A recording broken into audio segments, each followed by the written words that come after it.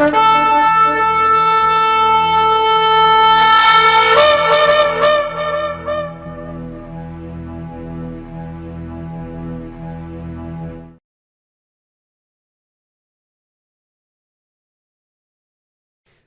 atah Yahweh Eloheinu melech haolam, asher kideshanu b'mitzvotav v'tzivanu, la'asok b'divrei Torah.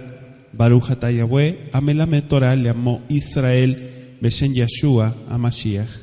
Bendito seas Yahweh nuestro Elohim, Rey del universo, que nos santificas con tus preceptos y nos ordenas ocuparnos del estudio de la Torah. Bendito seas Yahweh, que enseñas Torah a tu pueblo Israel, en el nombre de Yeshua, el Mesías. Amén. Que así sea. Vamos a abrir Mateo capítulo 23. Acompáñenme en esta noche en la lectura. Vamos a dar lectura del capítulo 23 y luego vamos a ir profundizando. Dice así: entonces habló Yeshua a la gente y a sus discípulos diciendo: en la cátedra de Moshe se sientan los escribas y los fariseos, así que todo lo que os digan que guardéis, guardadlo y hacedlo, mas no hagáis conforme a sus obras, porque dicen y no hacen, porque atan cargas pesadas y difíciles de llevar y las ponen sobre los hombros de los hombres, pero ellos ni con un dedo quieren moverlas.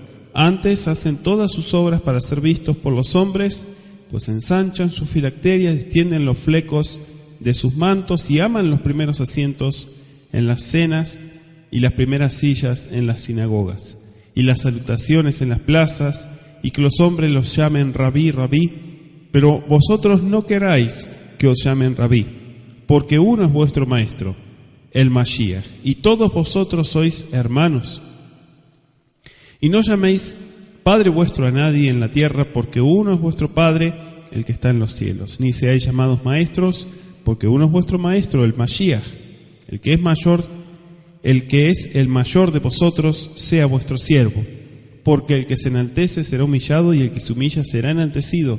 Mas ay de vosotros, escribas y fariseos, hipócritas, porque cerráis el reino de los cielos delante de los hombres, pues ni entráis vosotros, ni dejáis entrar a los que están entrando. Ay de vosotros, escribas y fariseos, hipócritas, porque devoráis las casas de las viudas, y como pretexto hacéis largas oraciones, por esto recibiréis mayor condenación. Ay de vosotros, escribas y fariseos, hipócritas, porque recorréis mar y tierra para ser un prosélito, y una vez hecho, le hacéis 2 veces más hijo del infierno que vosotros. Ay de vosotros, guías ciegos, que decís: si alguno jura por el templo no es nada, pero si alguno jura por el oro del templo es deudor. Insensatos y ciegos, porque ¿cuál es mayor, el oro o el templo que santifica al oro? También decís: si alguno jura por el altar no es nada, pero si alguno jura por la ofrenda que está sobre él es deudor. Necios y ciegos, porque ¿cuál es mayor, la ofrenda o el altar que santifica la ofrenda? Pues el que jura por el altar jura por él y por todo lo que está sobre él, y el que jura por el templo jura por él y por el que lo habita, y el que jura por el cielo jura por el trono de Elohim y por aquel que está sentado en él. Ay de vosotros, escribas y fariseos hipócritas, porque diezmáis la menta y el eneldo y el comino, y dejáis lo más importante de la Torá, la justicia, la misericordia y la fe. Esto era necesario hacer sin dejar de hacer aquello. Guías ciegos, que coláis el mosquito y tragáis el camello. Ay de vosotros, escribas y fariseos hipócritas, porque limpiáis lo de fuera del vaso y del plato, pero por dentro estáis llenos de robo y de injusticia. Fariseo ciego, limpia primero lo de dentro del vaso y del plato, para que también lo de fuera sea limpio. Ay de vosotros, escribas y fariseos hipócritas, porque sois semejantes a sepulcros blanqueados, que por fuera, la verdad, se muestran hermosos, mas por dentro están llenos de huesos, de muertos y de toda inmundicia. Así también vosotros por fuera, a la verdad, os mostráis justos a los hombres, pero por dentro estáis llenos de hipocresía e iniquidad. Ay de vosotros, escribas y fariseos hipócritas, porque edificáis los sepulcros de los profetas y adornáis los monumentos de los justos, y decís: si hubiésemos vivido en los días de nuestros padres, no hubiéramos sido sus cómplices en la sangre de los profetas. Así que dais testimonio contra vosotros mismos de que sois hijos de aquellos que mataron a los profetas.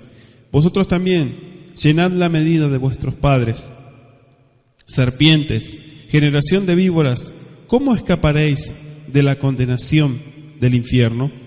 Por tanto, he aquí, yo os envío profetas y sabios y escribas, y de ellos a uno mataréis y sacrificarás, y a otros azotarán, y en vuestras sinagogas, y perseguiréis de ciudad en ciudad, para que venga sobre vosotros toda la sangre justa que se ha derramado sobre la tierra, desde la sangre de Abel el justo hasta la sangre de Zechariah ben Berejiá, a quien matasteis entre el templo y el altar. De cierto les digo que todo esto vendrá sobre esta generación. Jerusalén, que matas a los profetas y apedreas a los que te son enviados. ¿Cuántas veces quise juntar a tus hijos como la gallina junta sus polluelos debajo de las alas y no quisiste? He aquí, vuestra casa os es dejada desierta, porque os digo que desde ahora no me veréis hasta que digáis, bendito el que viene en el nombre de Yahweh. Palabra del Eterno, capítulo 23, ¿sí? Estamos estudiando de Mateo.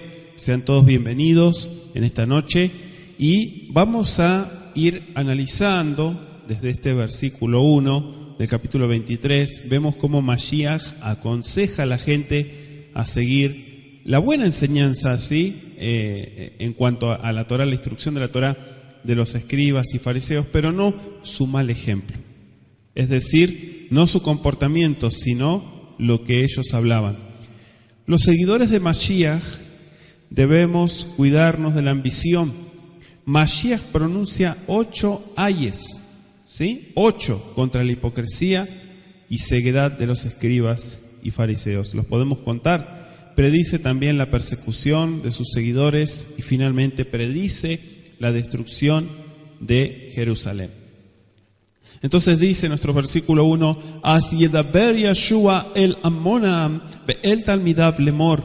Entonces habló Yeshua a la gente, toda la multitud y a sus discípulos, diciéndole, Asofrim beperushim yoshvim al kiseh Moshe.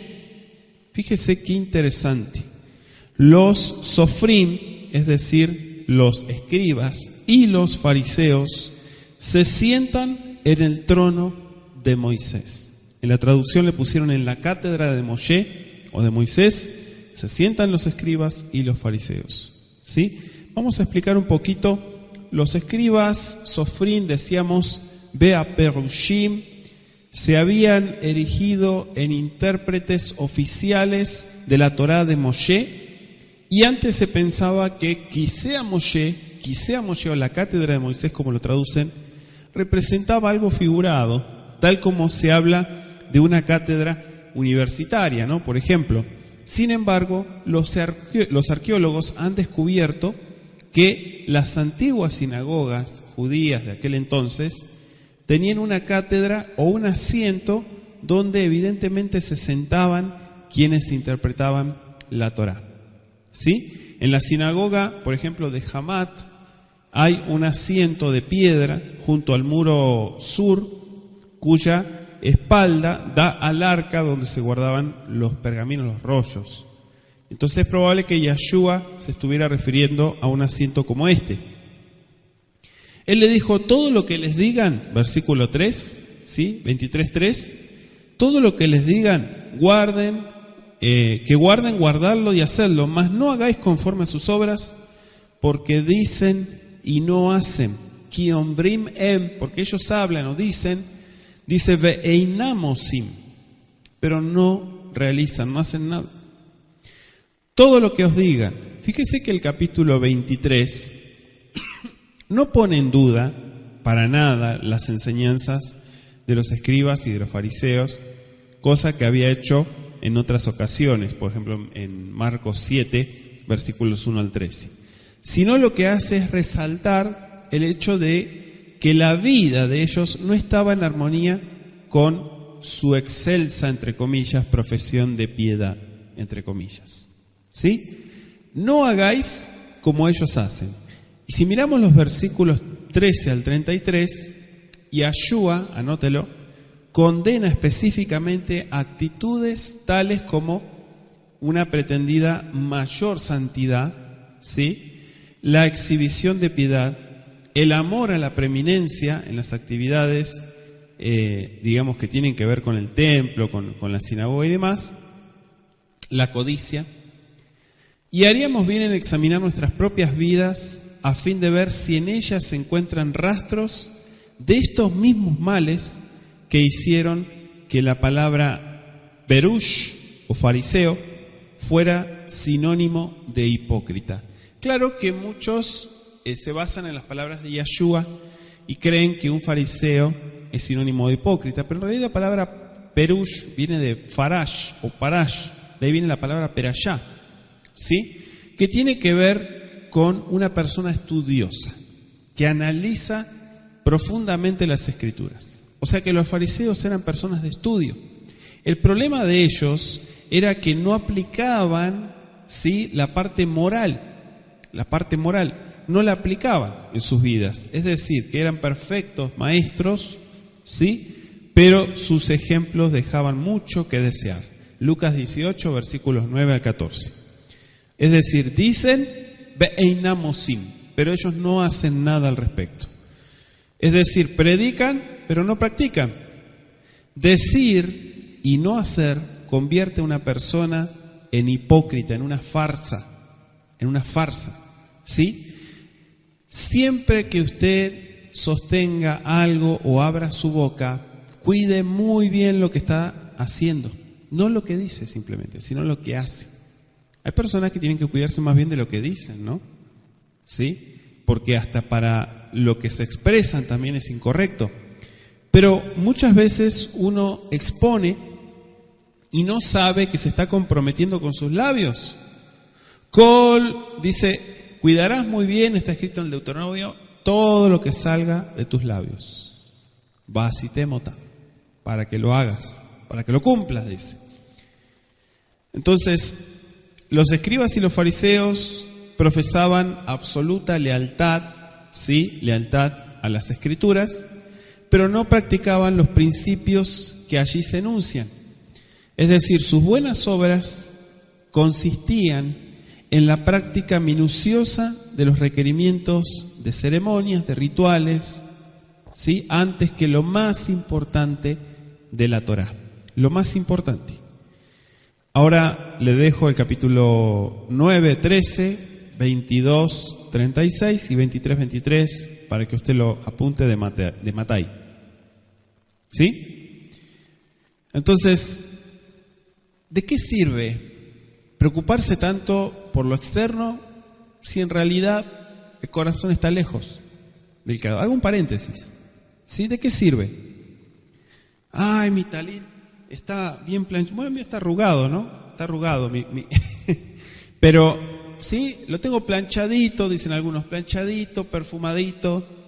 Las luces del Shabbat, el Kiddush, compré un vino kosher, ¿verdad? Una fuente hermosa de plata para Netilat Yadayim, tantas cosas externas. Y el corazón de la gente lleno de envidia, lleno de miseria. Esa es la palabra. ¿De qué sirve tantas cosas externas? Si en realidad todo eso no sirve de nada, cuando lo interno en la persona está mal. Entonces, mejor componerse espiritualmente, el cambio es de adentro para afuera, siempre lo decimos. Componerse espiritualmente, restaurarse, como la Escritura manda, y entonces empezar a evidenciar a través de los actos de un corazón arrepentido. Acaba de pasar Yom Kippurim. ¿Cuántos se enteraron de eso? ¿O estaban en otro canal? ¿Sí? Acaba de pasar Yom Kippurim hace una semana, ¿sí? Un poquito fue la otra semana, ¿sí? Tuvimos el ayuno aquí en la comunidad y no debemos de olvidarnos con qué nos estamos comprometiendo.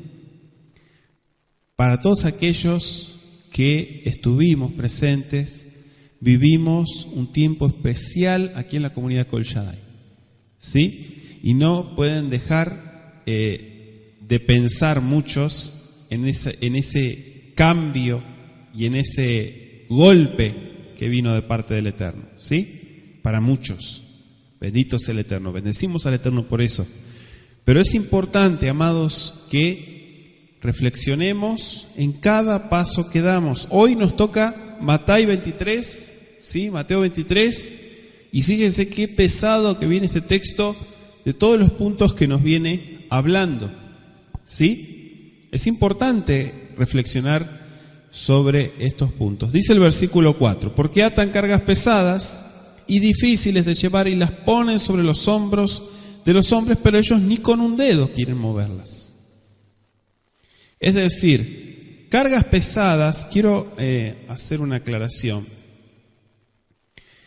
se refiere a preceptos rabínicos, ¿sí? Vayan notando esto, acá no está hablando de un trabajo como tal, sino que está hablando de mandamientos de hombres, es decir, religión, más basura. Los escribas y los fariseos eran amos duros, ¿sí? Pero ellos mismos no estaban dispuestos a llevar alguna carga. Estas cargas pesadas, claro que no eran parte, nunca se refiere a la Torá del Eterno, sino a la tradición rabínica o, como le llaman ellos, la tradición de los ancianos. Marcos 7, versículos 1 al 13.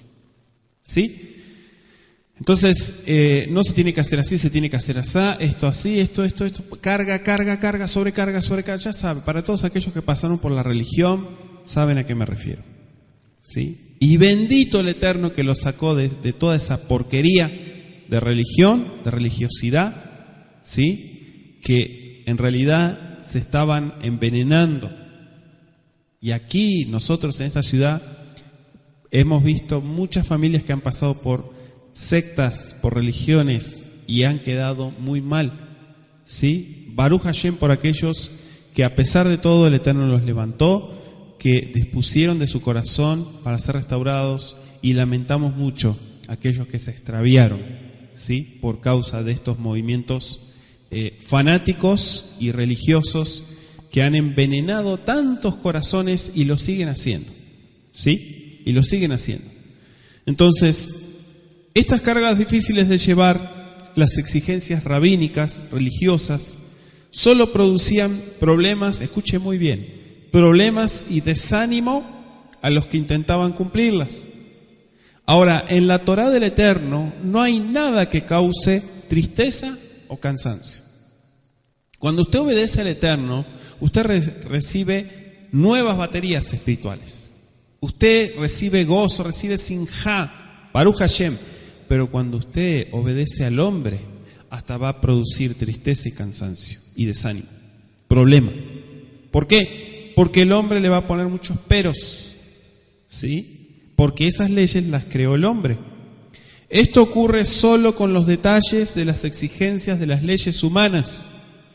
Anótese Mateo 11, 28 al 30. Esta gente hacía todo para ser visto. Verso 5, antes hacen todas sus obras para ser vistos por los hombres, pues ensanchan sus tefilim y extienden los tzitziot de sus talitot. ¿De qué está hablando? ¿Sí? ¿Me puede traducir? Dirán algunos. Los tefilim, aquí lo traducen como filacterias. Primero y principal, eran y actuaban para ser vistos por los hombres, punto número 1. O sea que parecían olvidar que el Eterno mira el corazón, escuche muy bien, mira el corazón y que examina el corazón de cada uno de nosotros. Posiblemente no habría hallado allí nada que comprobara que eran hijos obedientes. En buena medida, su obediencia era externa, semejante a un manto. Su conducta estaba determinada por lo que esperaban que los hombres pensaran de ellos, más que por el amor a Elohim. Segunda de Corintios 5:14. Entonces, esta clase de religiosidad y de hipocresía se describe más ampliamente en Mateo 6, versículos 1 al 8, que ya lo hemos estudiado, ¿sí? Ya lo hemos analizado. Pero decíamos, ¿qué es el tefilim? Los tefilim son esas cajitas de cuero, con correas de cuero, con un pergamino de la escritura adentro, Kiryat Shema, ¿sí? y que los ultraortodoxos lo ocupan para los rezos y las horas que se avientan de rezos y rezos y rezos leyendo sus sidurim. La palabra filacteria viene de una palabra que significa vigilar o guardar, ¿sí? Es decir, que la traducen como salvaguardia. Pero la idea del tefilín viene de tefilá, porque se ocupaba para el estudio y la oración sobre todo, ¿sí? Los rezos. Ahora, la idea del tefilín se desprende de Deuteronomio 6:8, ¿sí? Atarla a los brazos, llevarla como frontal entre los ojos. En Éxodo 13:9, le dejo también para que usted revise, para muchos los tefilín sin duda se convirtieron más bien en amuletos protectores, así como en el antiguo Israel los hebreos habían considerado que el arca les servía como talismán. Escuchen muy bien, como talismán, 1 de Samuel 4:3, los hasidim del tiempo del Mashiach, es decir, los piadosos, solían llevar tefilín al hacer su culto diario, pero los rabinos recomendaban que se les llevara durante todo el día, todos los días, excepto en Shabbat y en las festividades. Ahora, en el tratado de Berajot, en el Talmud, en el tratado de Berajot 9, 14b y 40, en la sección, ¿sí? El Talmud Yerushalmi, el de Jerusalén, habla de fariseos, de hombres que llevan todo su cumplimiento de los mandamientos en sus hombros. Claro, esto no tiene nada que ver, una cajita, algo externo, con lo que realmente dice la Escritura. Que esté como frontal entre tus ojos no quiere decir que te pongas algo acá y que lo veas literalmente. No necesariamente significa eso, sino que esté en tu mente, que no te olvides de la Escritura. Y que esté en tu brazo quiere decir que tus obras, tus acciones sean bajo las Escrituras. Que caminemos por las sendas de la Torá. ¿Sí? Pero las sendas de la Torá no es un lugar físico donde nosotros vamos a ir a transitar. Quiere decir tu comportamiento. Ahora también menciona los tzitziot, que en otras traducciones le ponen fleco o borla. Estos flecos se describen, Marcos 5:27, y dice, extienden los flecos para hacerlos más visibles. ¿Sí? Estos flecos están en Números, para aquellos que no saben, en Números 15, versos 37 al 41. ¿Sí? Los tzitziot, que es un recordatorio para los varones, ¿sí? Estos flecos que están en el manto, ¿sí? ¿Lo alcanzan a ver? Esos flecos lo que recuerdan son los mandamientos. Pero el hecho de portar esos flecos no nos da ninguna garantía de que los estamos haciendo. ¿Sí? Es decir, la Escritura me dice no mientas. Entonces me pongo el talit, me coloco el talit o el talit katán, ¿verdad? Debajo de la camisa para no mentir. ¿Sí? ¿Me van siguiendo? Entonces, como yo tengo puesto el talit, ya no estoy mintiendo. Eso es un engaño. Es decir, me estoy basando en cosas externas, autoconvenciéndome de que no estoy haciendo eso. Eso es una mentira. En realidad, los tefilim y los tzitziot fueron dados como una ayuda visual, algo didáctico. Es decir, igual que el talit, el manto, que se ocupa más que nada para el estudio y para la oración, para la comunión con el Eterno, no para andar en las calles o ir a comprar con el talit puesto, no es para eso, ¿sí? Es decir, cada cosa en su momento y en su tiempo. Esta gente se pensaba, ¿no? Y creían que por hacer sus flecos más largos, casi hasta las rodillas, pensaban que tenían más santidad. Está como aquellos payasos que dicen cuanto más ayunes, ¿sí? Más santidad, más kedushá vas a tener. ¡Qué estupidez! ¿Sí? ¡Qué estupidez decir eso! Si en realidad el propósito del ayuno no es la santidad. ¿Sí? El ayuno tiene que ver con algo personal o sea, algo que la persona, que nosotros dominamos. ¿Sí? Queremos obtener dominio propio. Podemos ayunar por propósitos y demás, pero no nos va a dar más santidad el estar sin comer. ¿Sí? Quítense esa mentalidad, ese pensamiento. Eso es incorrecto. Mucha gente cree eso. ¿Sí? Mucha gente piensa, dice, yo ayunaba 3 y hasta la fecha lo hago 3 veces por semana. Entonces yo siento que estoy más en santidad. No sé en qué canal estés conectado, pero estás mal. Porque la santidad no viene por ayunar. La santidad es el resultado de muchos otros factores, no de dejar de comer. La santidad no viene por usar vestimenta con tzitziot y demás. ¿Sí? Ahora, la ley judía, como siempre, se metió a la religión y empezó a meter órdenes de cómo hacer cada precepto. Es decir, modificando. Inclusive, hago un paréntesis, bueno, ya muchos saben, pero se ha visto que en las tiendas judaicas venden talitot, es decir, estos mantos de oración, para mujeres. Para mujeres.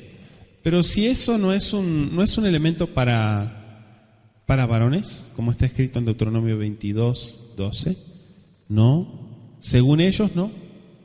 ¿Sí? Hay rabinas también. Entonces la mujer también dice que puede usar talit. Mentira. Eso es engaño. Ellos aman los primeros asientos, dice el versículo 6, en las cenas y las primeras sillas en las sinagogas. ¿Sí? Es decir, los primeros puestos, los lugares de honor. ¿Qué dice Santiago 2?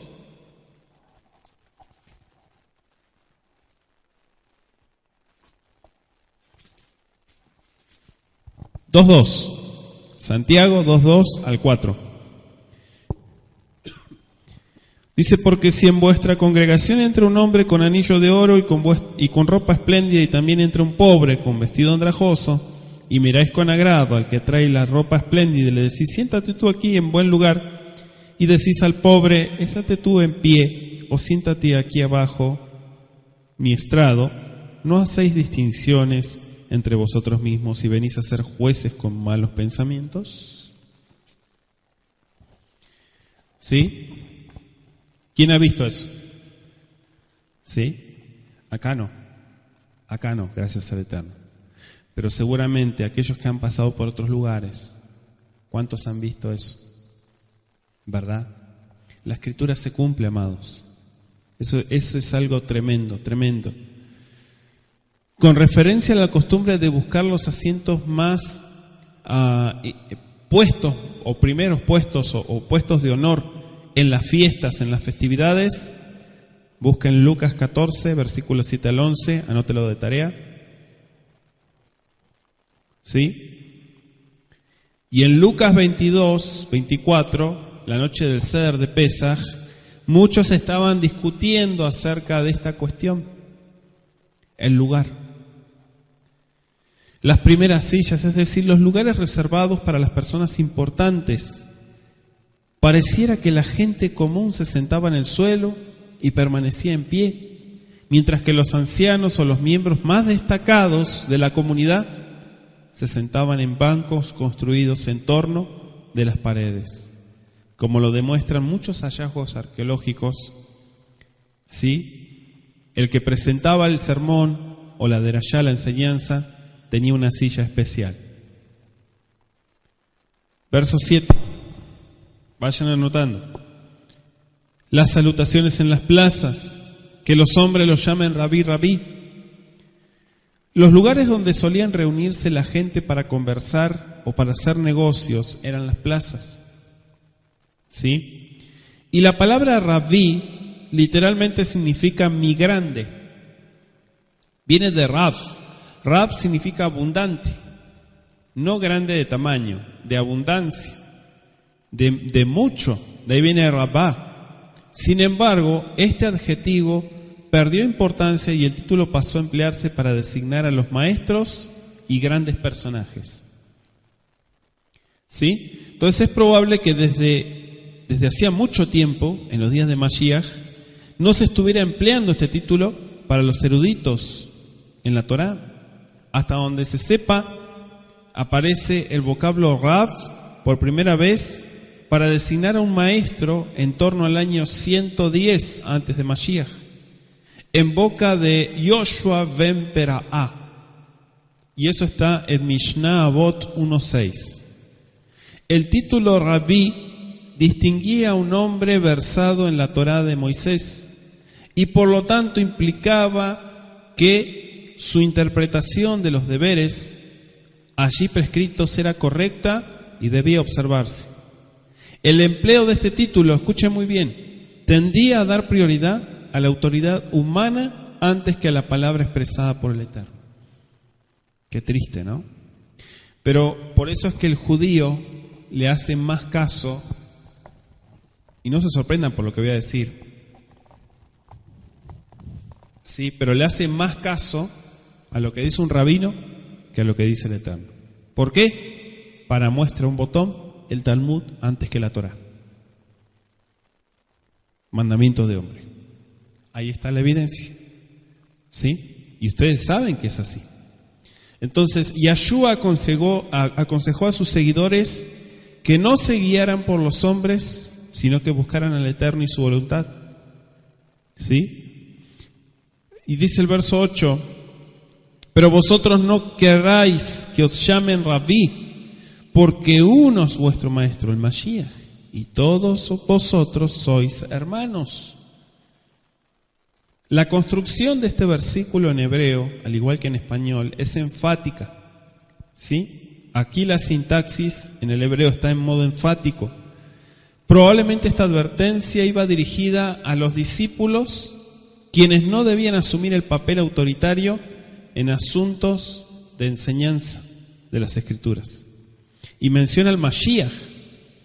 La evidencia textual establece la omisión de estas palabras. Todos ustedes son hermanos. Los que siguieran a Mashiach, escuchen muy bien, habían de considerarse todos iguales. ¿Somos todos iguales? ¿Sí o no? Somos todos iguales delante del Eterno. ¿Sí? Todos somos iguales delante del Eterno.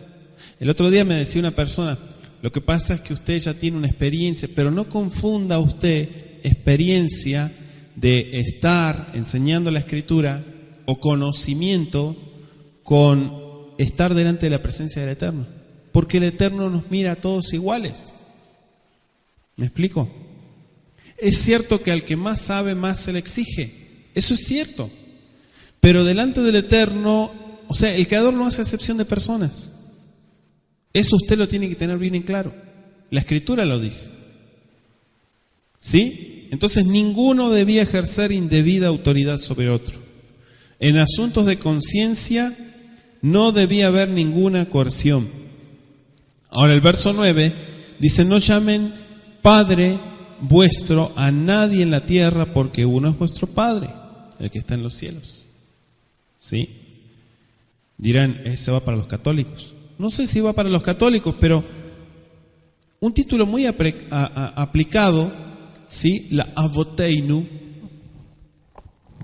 Avoteinu lo traducen como nuestros patriarcas o nuestros padres. ¿Cuántos escucharon a Abraham Avinu? Abraham nuestro padre, ¿sí? El padre de la fe. Y se dice mucho ese tipo de expresiones, pero a los patriarcas Abraham, Isaac y Jacob, en general a los dignos varones de generaciones pasadas, tanto Elías como Elisha, recibieron el título de padre, segundo de Reyes 2:12, 6:21. Un tratado de la Mishnah que se llama Avot, Sí, se llama Avot, padres. ¿Sí? La palabra aramea Ava significa papá. Av es padre y Avot es padres. Aparece en la versión traducida al español en Marcos 14:36 y Romanos 8:15. Y aquí Yeshua parece referirse a su uso técnico de la palabra, de aplicaciones semejantes a la que acaba de explicar, la de rabí. No le digas rabí a cualquiera, porque uno es vuestro maestro. No le digas padre a cualquiera, porque uno es vuestro padre. Entonces Yeshua está hablando de enfocarnos en el objetivo principal. ¿Sí? Maestros, ¿sí? Se emplea esta palabra para referirse a los profesores que enseñan. Y dice el versículo 11, el que es mayor de vosotros sea vuestro siervo. Mire qué interesante este versículo. El que es mayor sea vuestro siervo.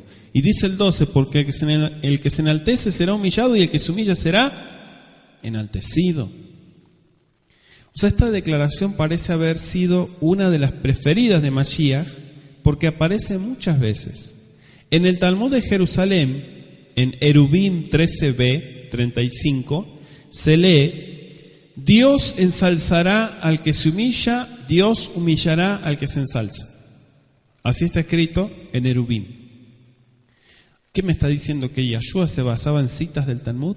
No, no estoy diciendo eso. Estoy diciendo que las palabras de él golpeaban en los corazones de la gente, porque muchos de ellos estaban en el Talmud, si no es la mayoría de los religiosos, al cual va dirigido este capítulo 23. ¿Sí? Versículo 13. Aval hoy lachem asofrim beparushim hanefim. ¿Qué era Hanef? Un Hanef es un actor, es un hipócrita. Eso es un Hanef.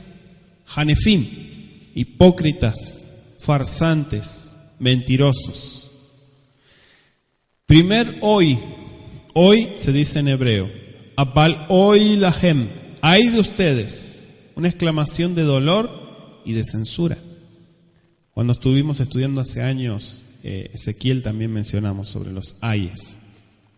¿Sí? Los 7 ayes, 8 si se incluye Mateo 23:14, ilustran las observaciones hechas en los versos 3 al 5 acerca de Asofrim Beperushim.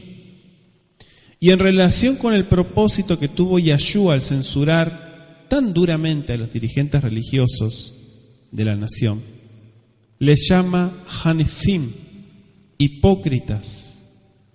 Este adjetivo aparece 7 veces en el capítulo 23, verso 13 al 29. Cerráis el reino, punto número 1. Porque cerráis el reino de los cielos delante de los hombres, pues ni entráis vosotros, ni dejáis entrar a los que están entrando. Esto está tremendo.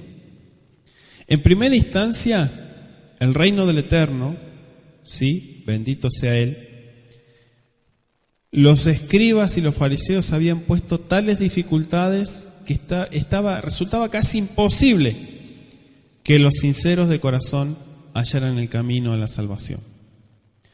Lo habían logrado primero haciendo que la religión fuera una carga intolerable. Verso 4. Y segundo, por su propio ejemplo de hipocresía. Verso 3. En vez de iluminar el camino de la salvación, la tradición rabínica y religiosa lo oscurecía, de tal modo que en el mejor de los casos los hombres solo podían andar a tientas, como si estuviesen rodeados de una densa neblina.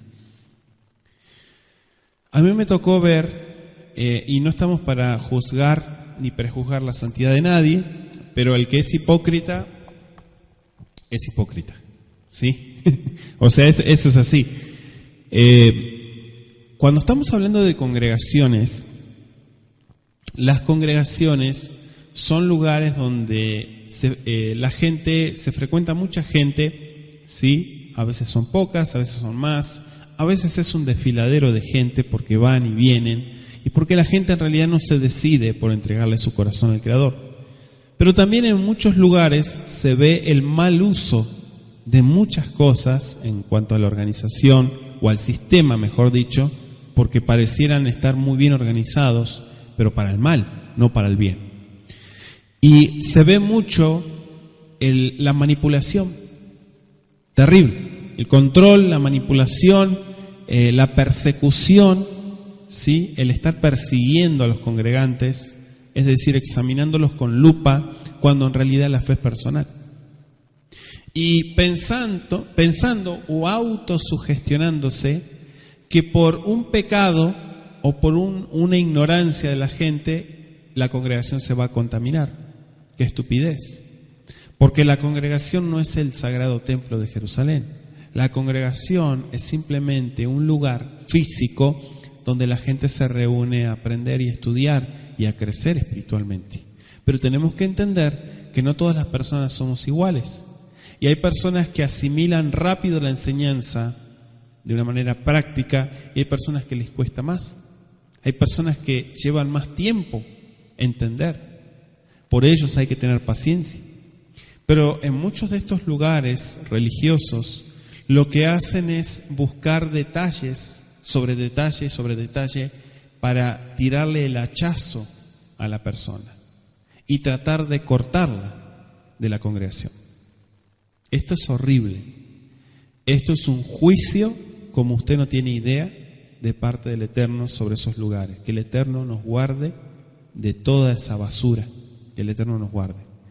Pero este capítulo 23 nos muestra, y esto fue escrito hace miles de años, pero nos muestra lo que hasta hoy en día se está viviendo en nombre, entre comillas, de la Torá. En nombre de Mashiach, porque usan el nombre de Mashiach, usan el nombre de la Torá, pero es lo que menos hacen. ¿Sí? Entonces, tengan mucho cuidado, si no es que ya fueron presa de estos lugares que destruyen hogares, destruyen corazones, destruyen familias. Tengan mucho cuidado, porque es increíble la cantidad de hipocresía religiosa que se está viviendo en este siglo XXI. Es increíble. Hace 15 a 20 años atrás hubo un despertar muy fuerte por volver a las sendas antiguas, a las raíces hebreas, ¿sí? Mucha gente, yo me acuerdo, era una revolución, mucha gente tenía miedo porque decían son sectas, están judaizando, la gente se está volviendo judía, ¿qué es lo que está pasando? Los cristianos se salían de las congregaciones, de las iglesias, en fin, toda una revolución. Pero ahí también empezaron a filtrarse muchos lobos, ¿sí? Muchos lobos que nunca en realidad se dejaron usar por el Creador y lo único que usaban era su conveniencia.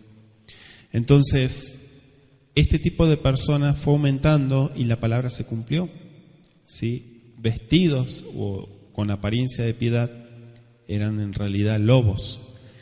Hoy en día es increíble la cantidad de lugares que están manejándose de esta manera. Yo les digo aquí a todos ustedes que están presentes en la comunidad, los que están a través de internet, busquemos al Creador de todo corazón y no miremos, ¿sí? Hacia los costados, no nos desenfoquemos. ¿Por qué? Porque tristemente mucha gente se está desenfocando. Mucha gente está distraída, está entretenida con tanta bobería que hay. Nosotros tenemos que mirar hacia el camino que hemos tomado compromiso. Para muchos ya años llevamos en este caminar y tenemos que seguir firmes. Los tiempos se van a poner peor, ¿sí? Peores, pero tenemos que cuidar nuestra fe, que es más valiosa que el oro. Así que mucho cuidado con esto, porque lamentablemente las personas tenemos que pasar por muchas experiencias malas, quemarnos, súper recontra quemarnos, para decir, ok, por ese lado no voy. Ya entendí que por ahí no va el asunto. Yo busco otra cosa. Pero cuidado, porque el haber pasado por tantos lugares malos y tantas experiencias malas, puede que tu corazón se haya envenenado. Puede que tu corazón todavía tenga rastros de eso. Y es importante estar de una manera transparente delante del Creador. Quise compartirles esto porque la palabra que hoy el Eterno nos presenta a través de Matai está tremenda. Está tremenda. Acabamos de leer al inicio este capítulo 23 y Yahshua, por eso es que está con signo de exclamación, porque habló muy fuerte contra esta gente que en realidad se encargó y se sigue encargando esta gente, ¿sí?, de destruir muchos corazones. Aquel que un día tenía una fe, tenía deseos de entregarse al Creador, deseos de buscar las sendas de la justicia, lo envenenaron y ya no está más en nada. Qué triste, ¿no? Usted conoce casos así, yo también conozco casos así. Y eso es lo que tenemos que evitar, ¿sí? Tenemos que protegernos, cuidarnos y mantenernos unidos en la fe. Bendito sea Yahshua. Cierran el reino, no entran ni dejan entrar. Mire qué tremendo. No entran ustedes y su hipocresía no les permitiría entrar. Tampoco dejan entrar. Era como si los escribas y fariseos estuvieran en la puerta, a fin de impedir que entrara la gente, y como si después de cerrar con llave hubieran tirado la llave, a fin de que nadie más pudiera entrar. Su actitud mental es tan estrecha que pensaban que el reino de los cielos era una especie de club privado en el cual podrían entrar solo aquellos que estuvieran a la altura de las exigencias de su secta y de su religión. ¿Sí? Un ejemplo, y yo no tengo nada, al contrario, nosotros hablamos de la circuncisión, pero la circuncisión, mucha gente ha tenido malas experiencias con la circuncisión, ¿sí? O tal vez alguno de los que me esté escuchando a través de internet tuvo esa mala experiencia. Los fariseos y muchos de estos movimientos los apodaron hace miles de años, en el siglo I, los apodaron los de la circuncisión. ¿Por qué? Porque ellos pusieron como una ley suprema que la persona tenía que circuncidarse para heredar el reino de los cielos. Mentira.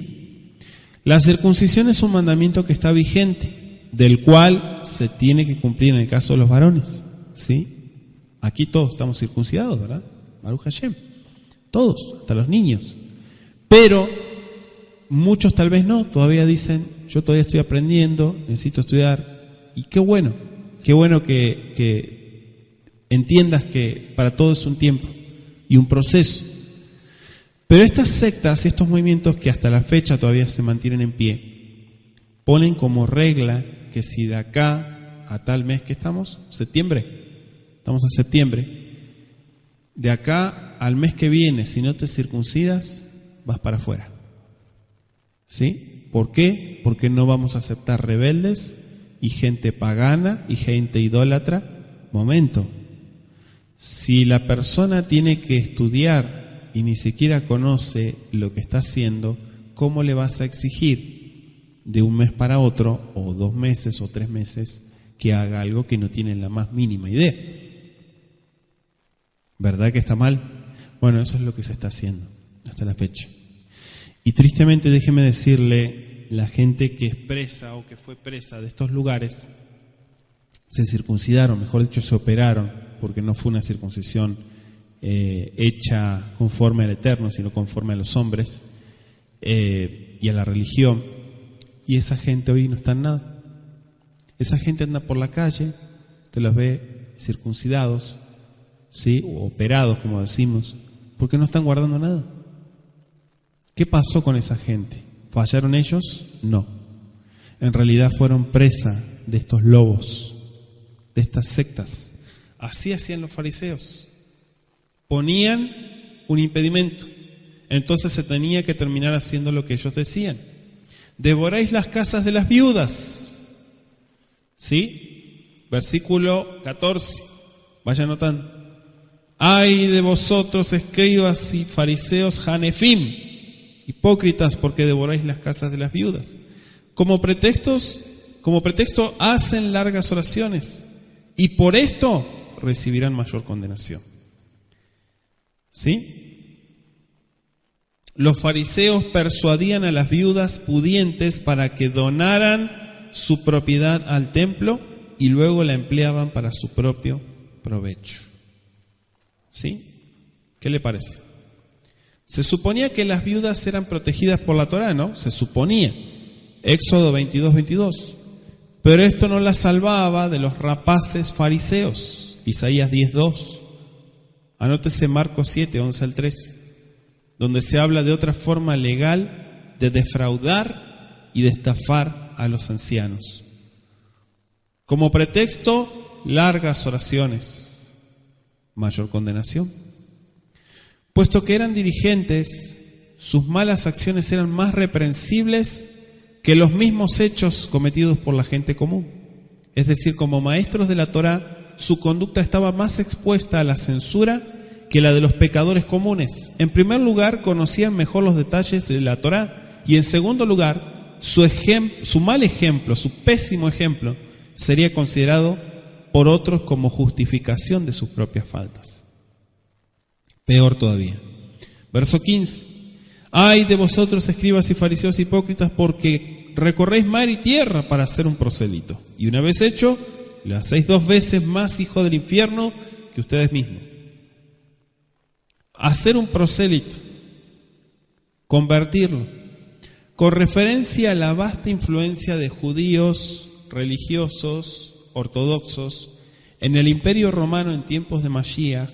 Yo le invito a comprar libros, compre libros, estudie, investigue, no se quede con los brazos cruzados. Qué interesante. No. Busque, vaya a una librería, busque información. Si tiene duda, escríbanos un correo, ¿sí? ¿Qué libros me recomienda estudiar sobre tal y tal punto o algún autor? ¿Sí? Hay muchos del siglo I, inclusive antes de Mashiach, hay mucha evidencia histórica que nos ayuda a entender mejor el panorama. Entonces yo les recomiendo que lo hagan, ¿sí? Entonces, los antiguos registros revelan el hecho de que hubo incontables miles de conversos al judaísmo. Algunos de ellos se hicieron judíos y vivieron en armonía con todos los requisitos ceremoniales del judaísmo. En primer lugar, se los instruía cabalmente, luego se los bautizaba y se les exigía que ofrecieran sacrificio en el templo de Jerusalén. Todos los varones eran circuncidados en señal de que habían aceptado el pacto con Abraham. Un número mayor creía en el verdadero Elohim y lo adoraba, pero sin participar en los ritos propios del judaísmo.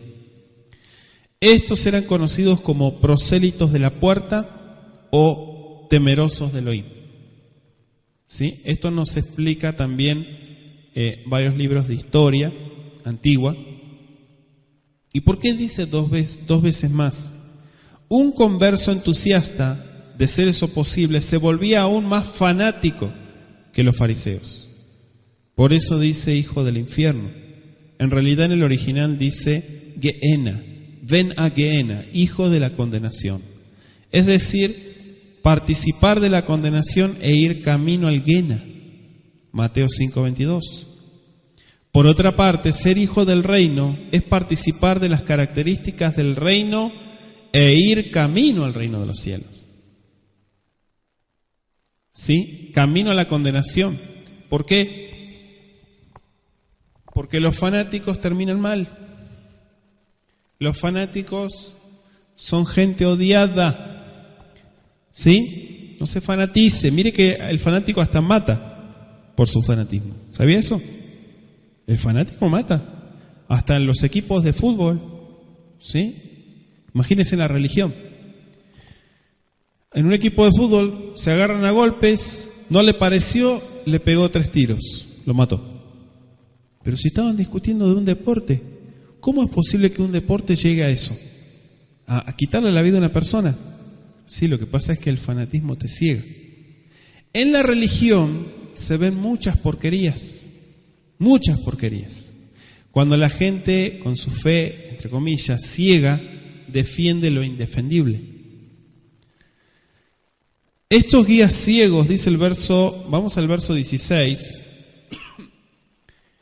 guías ciegos que dicen: si alguno jura por el templo no es nada, pero si alguno jura por el oro del templo es deudor. Insensatos y ciegos, porque ¿cuál es mayor, el oro o el templo que santifica al oro? Por supuesto, aquí Yahshua se refiere a la ceguera espiritual, ¿no? Juan 9, 39 al 41. Aquellos judíos estaban orgullosos de que eran los guías de los ciegos gentiles. Romanos 2, 19. En verdad realizaban grandes esfuerzos por conseguir prosélitos, dice la Escritura. Pero que un ciego pretenda guiar a otro ciego es el colmo de la locura. Y Yahshua explica de inmediato lo que quiere decir con ceguera espiritual. O sea, esta sección de la condenación de los dirigentes judíos es más larga que cualquiera de las otras consignadas en el capítulo 23. Por lo tanto, querido Javerim, parecería que Mashiach hubiera querido hacer resaltar este aspecto de la hipocresía. El único remedio para la ceguera espiritual es el colirio espiritual, dice Apocalipsis 3:18. Pero los dirigentes judíos se negaban a comprarlo del único mercader que lo ofrecía en venta. Y en esto hay una seria advertencia para las congregaciones de hoy. ¿Sí? Deja de estar papando moscas y ponte a estudiar, ponte a hacer algo productivo. Deja de estar comentando con la gente ignorante en Facebook que el otro no le parece, que al otro sí le parece. Deja de estar haciendo esas boberías. Ponte a estudiar, ponte a leer, a estudiar algo, a profundizar en tu fe, ampliar tu fe, ampliar las sendas, fortalecer el vínculo en la Torá. ¿Sí? Eso es importante. No hay tiempo para otras boberías. Para lo otro, ahí está la gente que no le gusta estudiar. ¿Sí?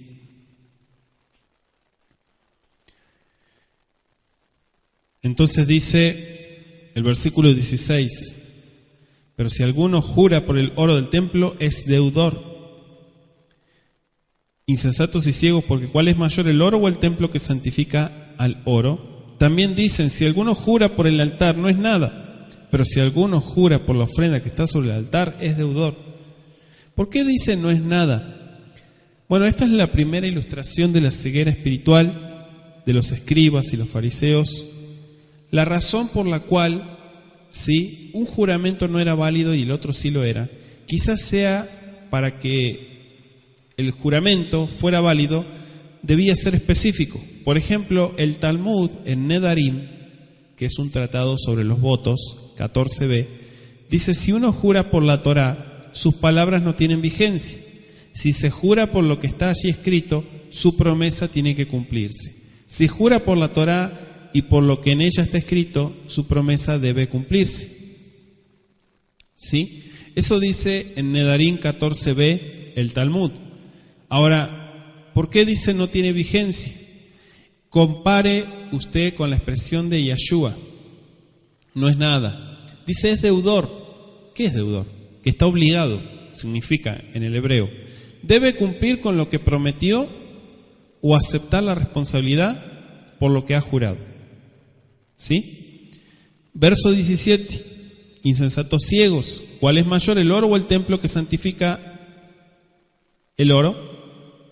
La palabra insensato significa una persona que no piensa. Es evidente que en Matai, Yahshua condena los motivos que en algunas ocasiones llevaba a emplear la palabra necio, insensato, y no el uso de la palabra en sí. Por ejemplo, en el Sermón del Monte, Yahshua se refirió más a los motivos que a las acciones exteriores. O sea, no se dirigía a los escribas y a los fariseos con ira, no. Sino que sencillamente estaba presentando los hechos. ¿Qué es lo que lo hace sagrado o lo que lo santifica? El oro era sagrado solo porque era el oro del templo. Si no, no. Lo mismo dice el altar. Si jura por el altar, el mismo principio. Verso 19, necios nuevamente. Otra vez el mismo vocablo. Verso 22. El que jura por el cielo, jura por el trono de Elohim y por aquel que está sentado en él. ¿Qué significa? Aquí aplica el mismo principio. Malhut Shamayim, el cielo, como también el trono de Elohim, son sagrados solo en virtud de la presencia de Elohim. No es que los astros son sagrados, no, sino refiriéndonos a la presencia del Creador. Verso 23, hay de vosotros escribas y fariseos hipócritas, porque diezmáis la menta y el eneldo y el comino, y dejáis lo más importante de la Torá, la justicia, la misericordia y la fe. Esto era necesario hacer sin dejar de hacer aquello. Claro, el diezmo constituye una parte de la Torá, Levítico 27:30, Deuteronomio 14:22, y la minuciosidad con que pagaban el diezmo aquellos judíos también piadosos se refleja en la Mishnah. Inclusive la Mishnah dice: cualquier cosa que se emplee como alimento, que se vigile y crezca de la tierra, también debe ser diezmada. Y otra regla general ha determinado: todo lo que se usa como alimento, ya sea en su condición anterior o posterior de madurez, aunque quede sin cosechar para que produzca más alimento, debe ser diezmado. No importa que se junte en su estado primero o posterior de inmadurez, pero todo lo que no se usa como alimento en su estado primero, sino solo en el posterior, no necesita diezmarse hasta que está listo para ser comido.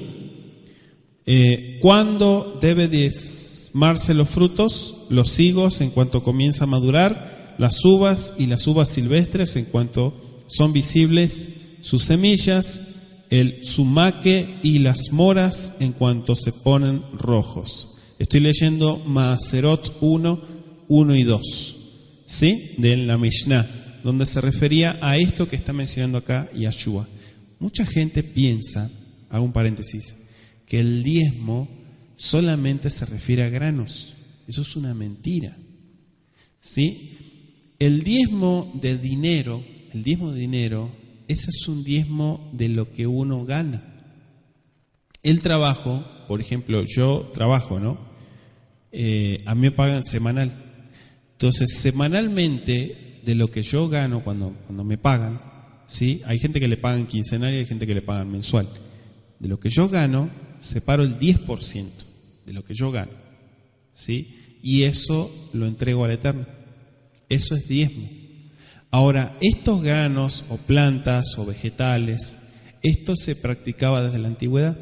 Hay gente que dice: yo tengo campos, yo tengo plantas, ¿puedo yo separar primicias o dar diezmo de eso? Antiguamente inclusive se pagaba, ¿sí? Yo no sé cuántos han investigado sobre eso, pero hasta se usaba para pagar, como si fuera el dinero.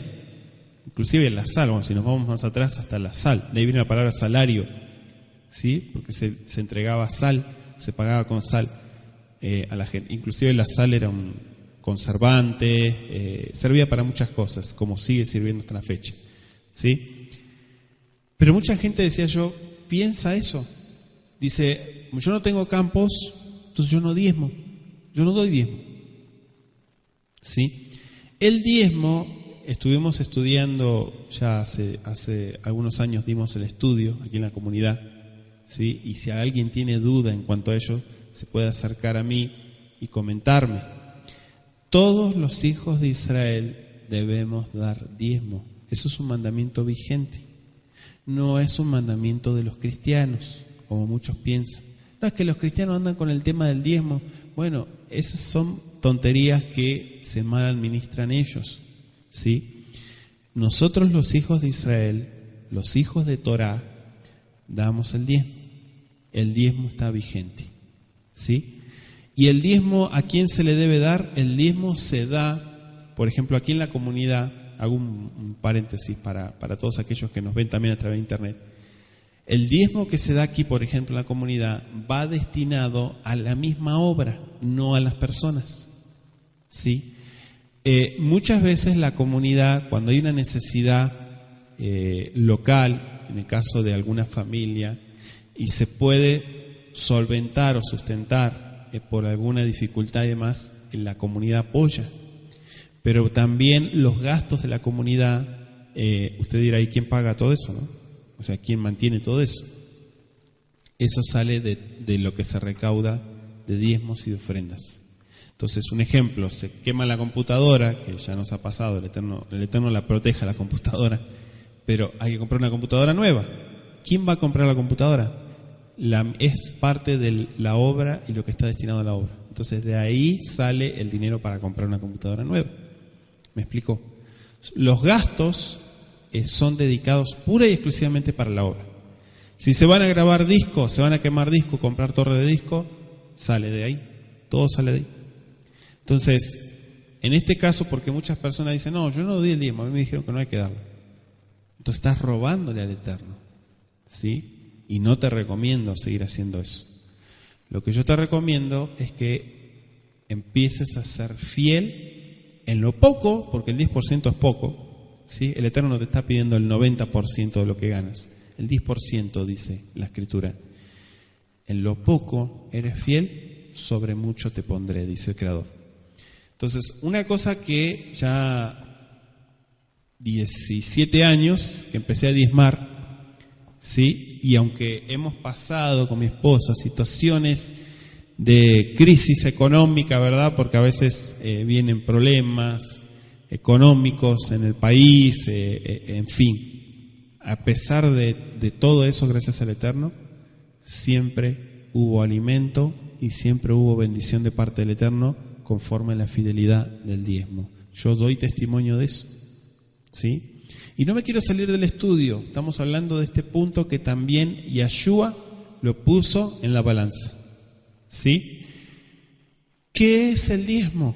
Es reconocer al Creador como aquel que te sustenta en todo, no solo en lo material, en lo espiritual, en lo emocional, en todo. Él es todo para nosotros.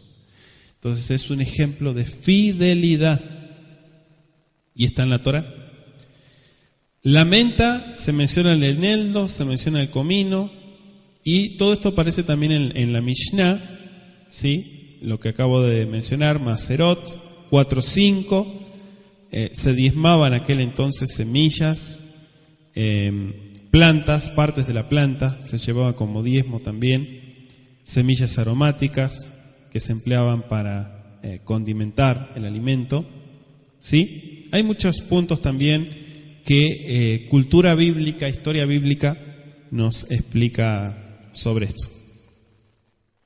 Pero dice, lo más importante, los escribas habían elaborado una complicada y artificial jerarquía de leyes en el judaísmo y le daban a cada una mayor o menor importancia, pero se hace referencia a lo que dijo Yahshua respecto al asunto de que ciertos requisitos son de mayor importancia que otros.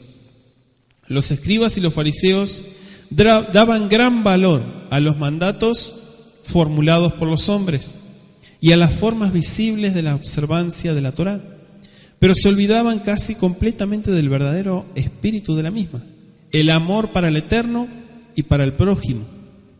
En el Sermón del Monte, Yahshua había procurado devolver el espíritu a la observancia externa de la Torá, ¿sí? Y menciona la justicia, mishpat, juicio, es decir, la relación humana, mishpatim. En la Torá, los mishpatim son mandamientos de categoría moral, comportamiento. ¿Están vigentes los mishpatim? Sí, claro. Y muchos sedot también.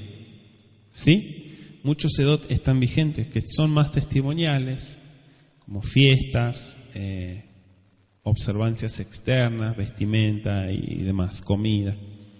Pero lo que es moral, dice Yahshua, es primordial. Porque ¿de qué sirve que estés guardando Shabbat o que estés acá estos días, ¿no? Construyendo la Sukkah, danzando ahí dentro de la Sukkah, y lleno de hipocresía, lleno de odio contra tu prójimo? ¿De qué sirve? Y Yahshua dice, no te olvides de lo fundamental. Eso nos dice esta noche. No te olvides de lo fundamental. Es lo más importante. Es decir, las cosas menos importantes que con frecuencia consistían mayormente en ceremonias y formas visibles, Yahshua aquí aprueba el diezmo y todo lo que se tenía que cumplir conforme a la Torá, pero Yahshua deja en claro que él no se opone al diezmo, sino al espíritu hipócrita de los escribas y fariseos, cuya religión consistía en la observancia minuciosa de lo externo de la Torá. ¿Se da cuenta? Es más, dice, ¿vas a dar tu ofrenda? ¿Tienes algo con tu hermano? Mejor arregla las cuentas con tu hermano y después ve y pon tu ofrenda, dice. No vayas a ser como un hipócrita pensando que vas a comprar el favor del Eterno con dinero. El dinero es tu obligación darlo, es nuestra obligación darlo para la obra del Creador. Eso no es un favor que le hacemos al Eterno, es nuestro deber.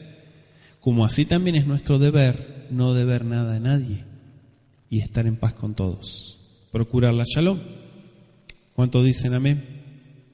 Baruch Hashem, por eso es amén. Entonces, dice el verso 24, tiene el capítulo 23. Guías ciegos que coláis el mosquito y tragáis el camello. ¿Cuánta gente usa? ¿Sí? Esta alegoría. Coláis, ¿sí? Como un colador. Claro, la figura se refiere a colar el agua antes de beberla.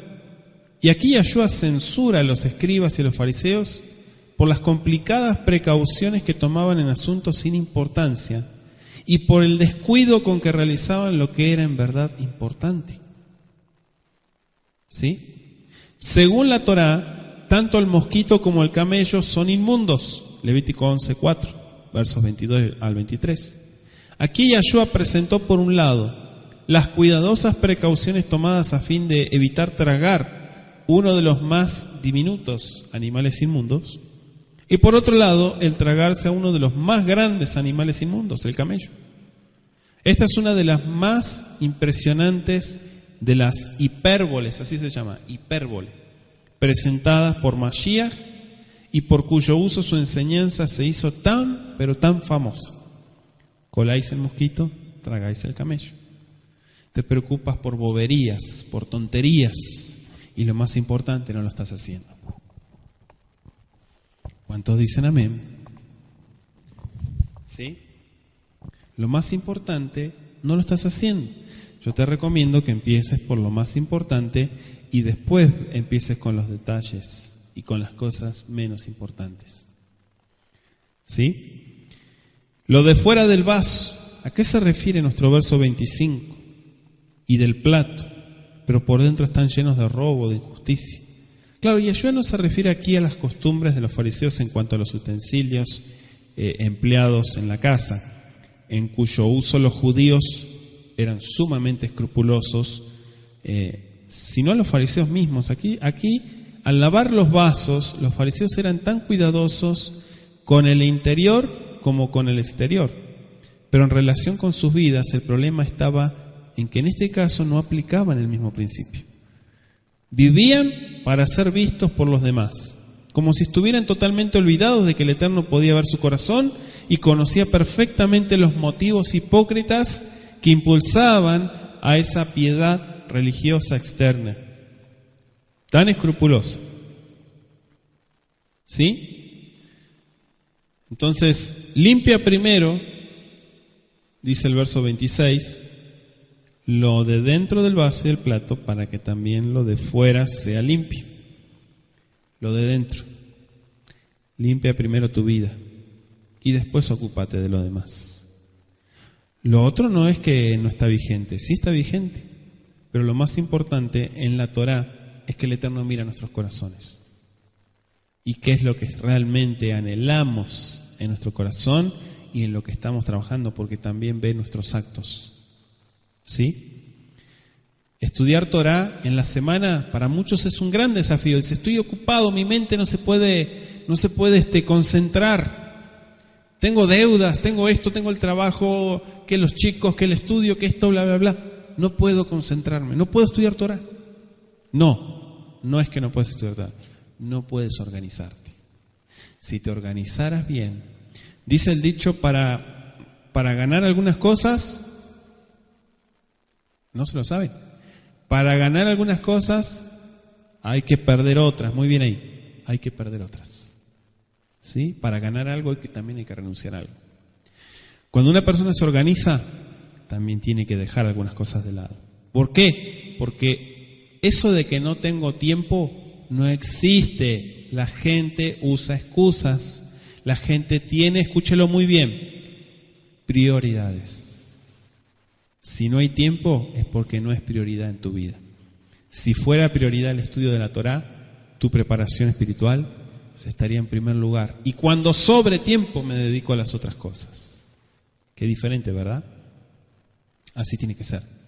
Si estás en la Torá, si estás en la religión, tal vez dejes pasar toda la semana y el fin de semana te disfraces, aparentando ser el religioso, la religiosa, que estudia, tan devoto, tan entregado.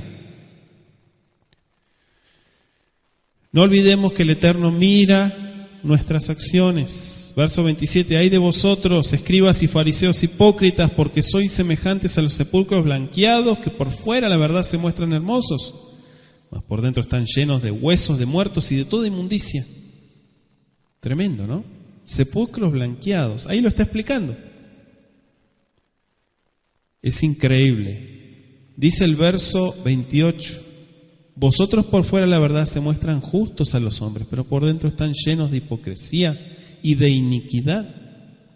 Edificáis los sepulcros, verso 29, de los profetas y adornáis los monumentos de los justos. Y decís, si hubiésemos vivido en los días de nuestros padres, no hubiéramos sido sus cómplices en la sangre de los profetas. Yo no hubiera vivido eso. Está como aquellos que dicen, esos hebreos rebeldes en el desierto, que renegaban del Creador, que eran cabeza dura, testarudos, tercos. Yo te quiero ver, antes de decir eso, te quiero ver en un desierto, sin nada, absolutamente nada, dependiendo con una fe invisible, mirando al invisible, una fe ciega, a ver cómo reaccionas cuando te falten las cosas. Aló, estamos en días de Sukkot, I'm sorry, pero estamos en días de Sukkot, estamos en días de salir de la comodidad, ¿sí? Acuérdense que la Sukkah es símbolo de salir de la comodidad, del materialismo, ¿sí? Te quiero ver en un desierto, a ver si no empiezas a renegar y a quejarte y a querer volver a Egipto. Es importante este punto. Si hubiéramos vivido en esa época, no hubiéramos cometido ese error. Y el verso 31 y 32 le contesta, tremendo, así que dais testimonio contra vosotros mismos de que sois hijos de aquellos que mataron a los profetas. Ustedes también llenan la medida de vuestros padres. Serpientes, generación de víboras, ¿cómo escaparán de la condenación del Guena? Por tanto, he aquí yo os envío profetas y sabios y escribas, y de ellos a uno mataréis, y sacrificarán, y a otros azotaréis en vuestras sinagogas y perseguiréis de ciudad en ciudad, para que venga sobre vosotros toda la sangre justa que fue derramada sobre la tierra. Y empieza a dar ejemplo, desde la sangre de Abel Atzadik, allá por Génesis, hasta la sangre de Sejaría ben Berejía, ¿sí? El hijo de Berequías, dice, a quien matasteis entre el templo y el altar. Segundo de Crónicas 24, versos 20 y 21. Eso está tremendo, ¿sí? Mataron, sacrificaron, se refiere a Zacarías, hijo de Joiada, el sumo sacerdote que fue apedreado en el atrio del templo por orden del rey Joás, que reinó del año 835 al 796 antes de Mashiach. Ahí le acabo de dar la cita. Numerosas referencias a este homicidio, ¿sí? Inclusive en la literatura judía posterior, indican que dejó una profunda impresión en el recuerdo de toda la nación. En la Biblia hebrea, los libros de Crónica están al final, así como Malaquías está al final en el Antiguo Testamento cristiano, ¿sí? El último libro, en realidad está bien, porque el último libro escrito cronológicamente fue Crónicas, las Crónicas, ¿sí? Entonces ahí lo pueden encontrar.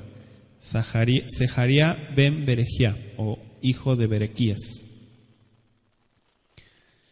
Verso 37, dice el texto: Jerusalén, Jerusalén, que matas a los profetas y apedreas a los que te son enviados. ¿Cuántas veces quise juntar a tus hijos como la gallina junta sus polluelos debajo de las alas y no quisiste? Y aquí vuestra casa os es dejada desierta, porque os digo que desde ahora no me veréis hasta que digáis: bendito el que viene en el nombre de Yahweh. ¿Sí? Yo me voy, pero voy a regresar, dijo Yeshua. Yo voy a retornar. Y obviamente ya no va a venir como un corderito, va a venir con vara de hierro para juzgar. ¿Sí? Yeshua va a regresar. Profetizó la destrucción de Jerusalén, profetizó que en el año 70, ¿sí?, después de Mashiach, ¿se acuerdan que fue incendiada Jerusalén? Fue destruido el templo de Jerusalén por Tito, emperador romano. Tantas cosas se cumplieron conforme en la palabra de Mashiach. Pero dice: no me veréis. Y esta afirmación debe entenderse dentro del contexto de las otras declaraciones hechas por Yeshua durante esa misma semana, ¿no? Especialmente la del capítulo 26-64, donde dice: desde ahora. Entonces, bendito el que viene, Baruch Haba, ¿sí? Bendito el que viene. Aquí Yeshua refiere el momento cuando los seres humanos, entre los que le traspasaron, como dice Apocalipsis 1:7, le verán viniendo sobre las nubes del cielo con poder y gran gloria, Mateo 24:20. Entonces, en aquel último gran día, aún los burladores se verían obligados a reconocer como bendito al que ahora maldecían tan impunemente. Los escribas y los fariseos, a los cuales Yeshua estaba hablando, estarán en esa multitud. Yeshua quería decir con esta declaración que no lo verían de nuevo hasta que volviera en su gloria. Poco después de pronunciar estas palabras, Yeshua se retiró para siempre de los recintos del templo, y con referencia a estos otros acontecimientos ocurridos, les voy a dejar en Marcos 12, 41 al 44 y Juan 12, versículos 20 al 50. Damos gracias al Todopoderoso por este tiempo de reflexión, de estudio que el Todopoderoso nos permitió. Sí, vamos a darle gracias a Él, esperando que sea de bendición para su vida. Ribono Shel Olam, amo del universo, te agradecemos por la oportunidad que nos das de analizar este capítulo 23 tan interesante. Gracias por tus palabras de vida. Gracias por tu bendición amplia y benevolente. Ribono Shel Olam, bendícenos con la luz de tu presencia y permítenos seguir caminando en las sendas de justicia, estudiando tu palabra, conociéndote mejor, en el nombre de Yeshua HaMashiach. Amén. Que así sea.